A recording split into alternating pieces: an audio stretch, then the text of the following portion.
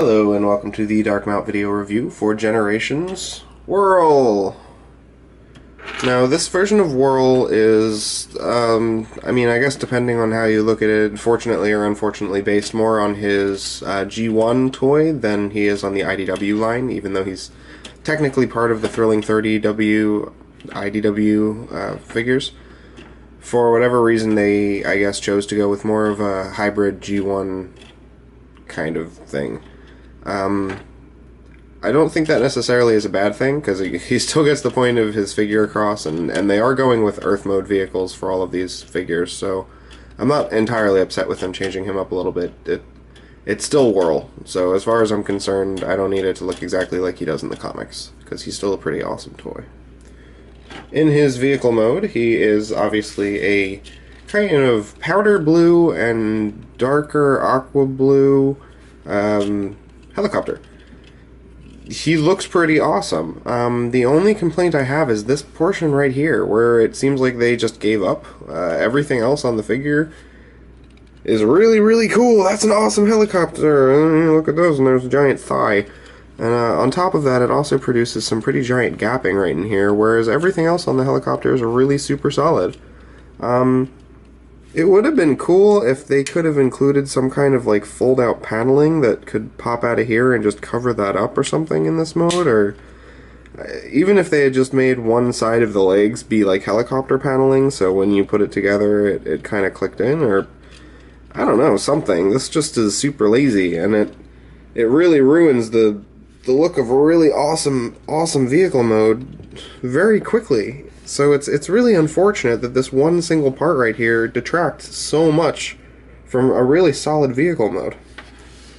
But then again, I mean, we're talking about giant robots that transform into vehicles, so we're already suspending disbelief a little bit. So I guess robo-thighs on the side of your helicopter isn't that big of a deal.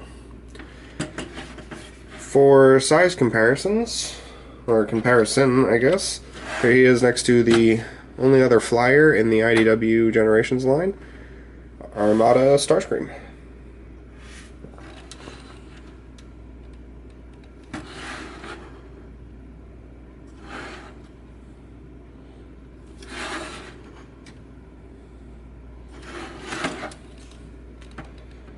Well, this figure does not have any kind of landing gear. He just has these little tread things, which are very low to the ground, so he's pretty much just sitting flat. There's a little bit of wiggle to him, but it does sit firmly. Now, Whirl comes with a couple different things. This is a very freely spinning rotor blade. It spins very, very well. It's very satisfying, so that's a big plus. Whirl comes with a sticker sheet.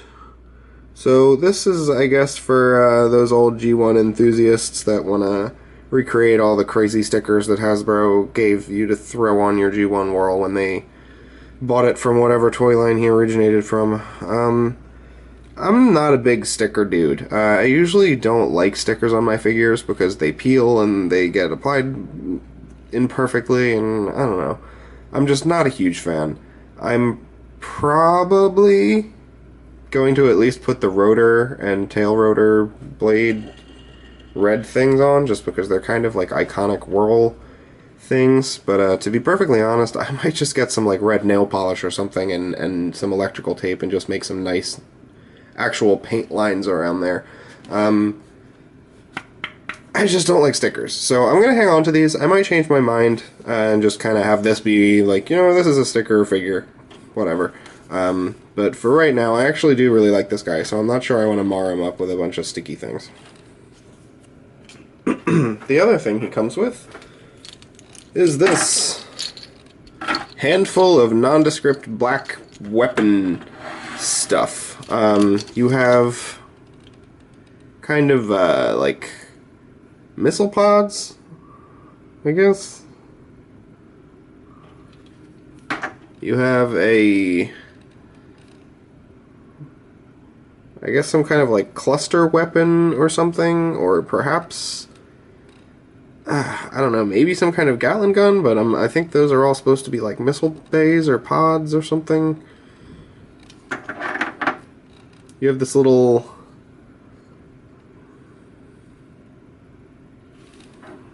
I don't even know what to call this. Blaster looking thing.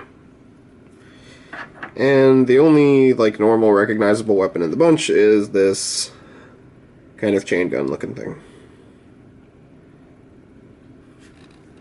These can clip together and clip to Whirl in a number of ways because they have a couple different pegs and some different male and female clips. But I believe the stock configuration is for these to attach together.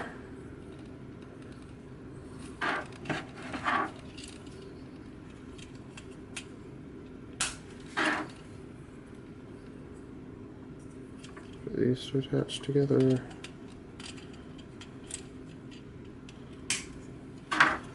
And for this to mount under here. So then you have him kind of all weaponed up. But again, they're just completely nondescript. So I would have maybe said give us like 3 instead and get some paint on them, at least on the tip, so I don't know. It's cool. I'm not trying to complain. They're not terrible. They're kind of interesting molds. It's just unfortunate that they're solid black plastic.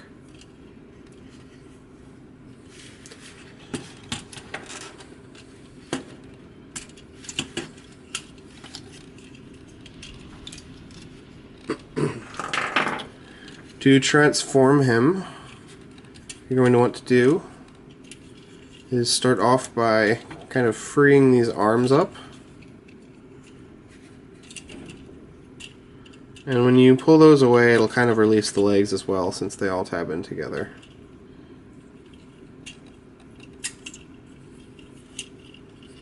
You can straighten the legs out. And there is kind of an intermediate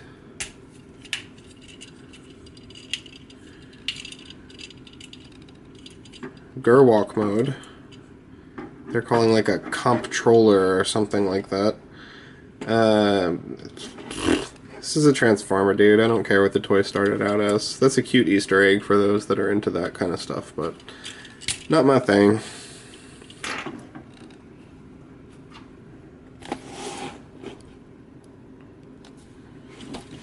So on the legs, you can slide this whole black bit down. If it'll let you. Maybe you need to pull that out first. Yes, you do. Sorry. You need to pull that blue part out first and then slide this down. And this whole thing will swivel forward and snap in. So again, pop this out of the back, pull this whole thing forward, snap in. Now again, you're supposed to kind of chicken leg this guy out a little bit. But I've seen a lot of people posting pictures of this little black bar in here being broken. So if you want to stay away from doing that, the feet and legs will work like this.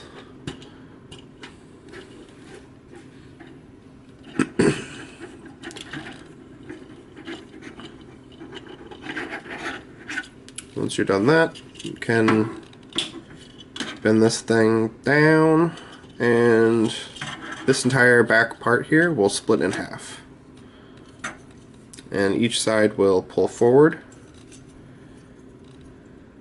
and spread to about there. Once you've got that, you can take this entire part right here and fold it up and in while you collapse the entire thing down onto the back. So this will end up inside of there, and these two side bits will tab on to the back wings. You can move this little bar in there, although mine doesn't really hold, it just kind of sits there. And you can collapse the 2 propellers. Once you're there, you can spin the legs around.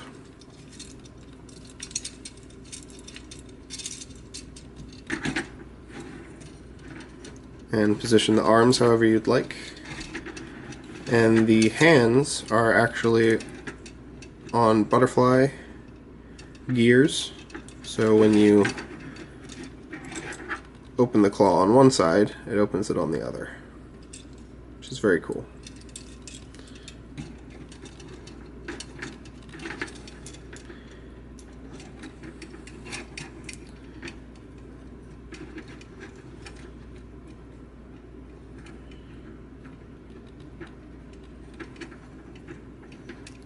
Now, there are a couple optional differences here. One of which being these shoulder bits. And this is not listed in the instructions. The only reason I know this is because a fellow reviewer and a veteran reviewer on YouTube, E4I, actually pointed this out in his video, so thank you very much for this if you are watching. You can push these into the chest. So you actually get kind of tighter arm control, and you get more of a G1 look if you're into that, instead of them being separate out on those bars.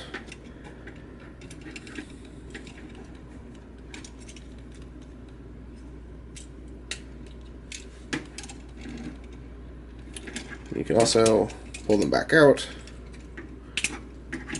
and have them kind of more extended and on like lanky bits.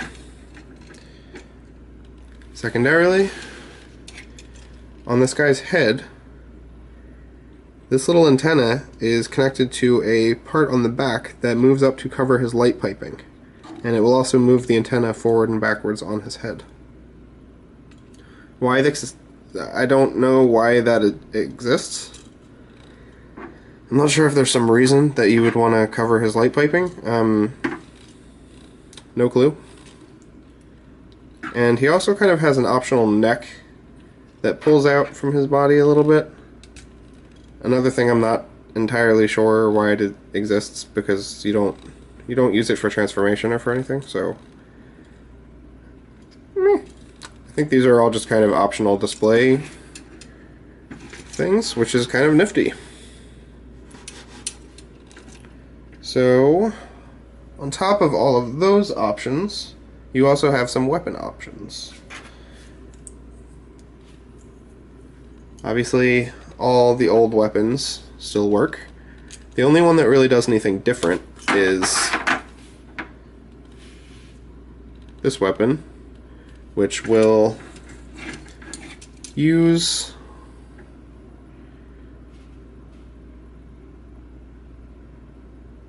a track on the inside of here to slide on and attach right here. And it'll give him kind of a sock puppet blaster shooter weapon thing.